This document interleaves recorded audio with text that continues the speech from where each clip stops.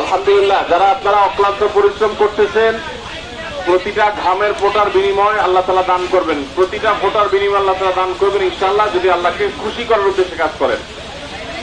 মাদ্রাসার ছাত্ররা যারা এলোমেলো ঘোরাঘুরি করছেন, এদিক সেদিক আড্ডা মারতেছেন, এটা আপনাদের তাকওয়ার খেলাফ কাজ।